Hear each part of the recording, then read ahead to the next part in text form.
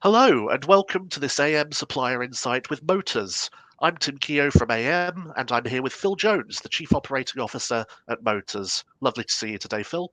Good morning, Tim. So, Motors is a major used car online marketplace connecting prospective buyers with car dealerships across the UK. It has millions of visitors every month and offers listings of more than 245,000 cars to choose from. We'll be talking today about the government's electric car grant and its impact on car dealers and buyers. So, Phill, what impact are you expecting the grant to have on demand from new car buyers? So, broadly, we see this as a positive thing for new car buyers. We ran a snap poll the day after the grant was announced, and 38% of new car buyers thought that the grant will make them more likely to buy an EV, and that was corroborated by increases in searches on Google of people looking at this. Whether it's fully understood, I'm not sure, but it certainly has piqued interest. Fantastic. And thinking about the wider concerns around EVs, cost, charging, and range, do you see the grant making a difference to general attitudes to EVs? Somewhat. We've been tracking the views of car buyers for a number of years now. And when we look, effectively 3 years on, so we ran something in May, we ran something in September 2022, the cost is less of a concern than it was 3 years ago. And rationally, that's correct, right? The average price of an EV is now much more in line. In fact, it's around the same price as a hybrid.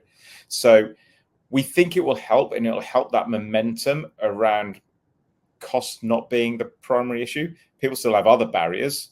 Those barriers are improving. So things like access to charging, the cost of charging, such like those barriers are kind of coming down. So it helps. In the grand scheme of things, it's not life-changing in terms of the sum of money, but I think in terms of it being seen as a positive move, might encourage those people who are, sitting on the fence to actually think about picking up the phone or filling in an inquiry form and actually have a closer look, because it feels like they're more affordable, and they may actually be more affordable. Brilliant. And this grant is aimed at new cars, of course. So, what implications does this raise for the used BEV market if the prices for new cars are lower? Yeah, so this is something we're a bit frustrated about. We've been saying for a while that we think the used EV market needs more support.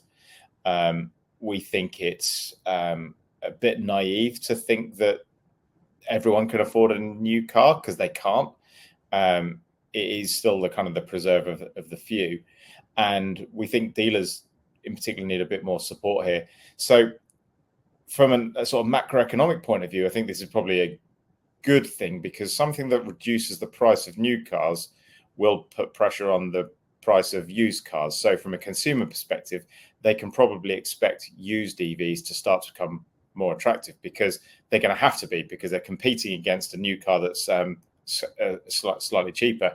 From a dealer's perspective, those are our customers, and that's kind of who we think about here.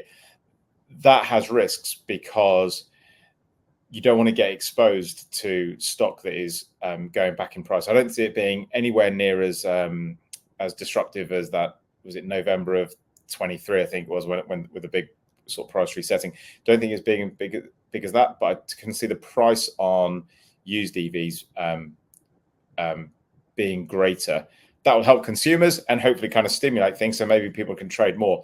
But there are risks of people being caught with stock on their forecourt if they haven't priced it and moving it to sell. Okay, and what then are the takeaways of the grant for UK car dealers? Will this impact the customer experience?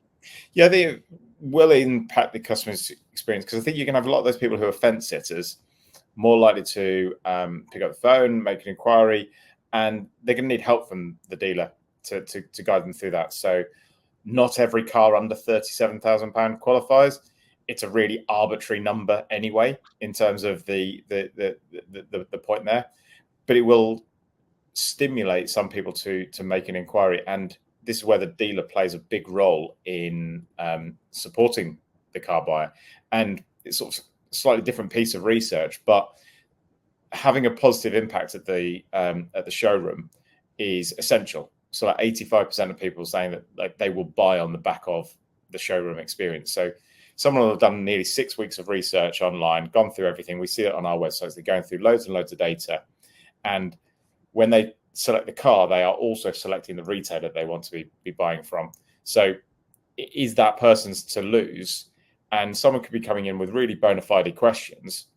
If they're not well supported in the dealership, and EV buyers, especially first-time EV buyers, require that little bit more support to take it in there. Like, is an interesting one, sort of slight aside. One of the biggest concerns about buying an EV is the potential cost of replacing the battery after a number of years, which isn't really a thing, particularly in the new EV market, where it's warranties and such like.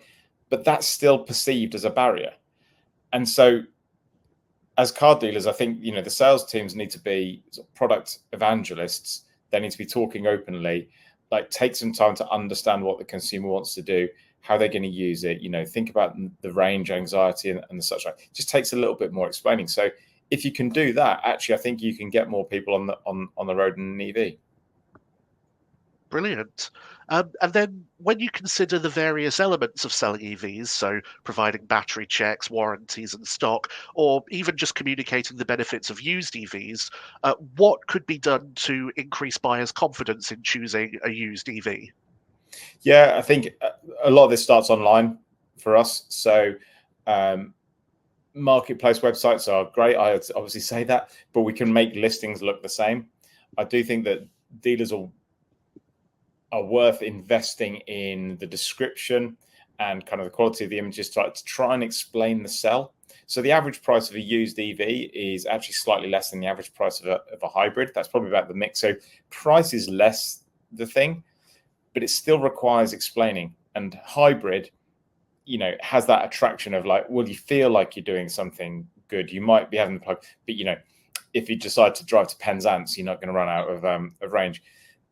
Those things just need a little bit more explaining. I don't think there's enough explanation in terms of the reduced maintenance costs and the running costs that go with it. So I think it's a case of really like thinking about how you sell that car, and in particular, think about the person who's reviewing it. This person buys a car every 3 to 5 years, and this is a real step change in how they're approaching buying. People need that little bit more support, and if you can do that online, then make sure that translates into the showroom. Great. So a lot of very interesting points here. Thank you so much, Phill, for talking to me today. And thank you to everyone who's watching for watching this AM Supplier Insight with Motors.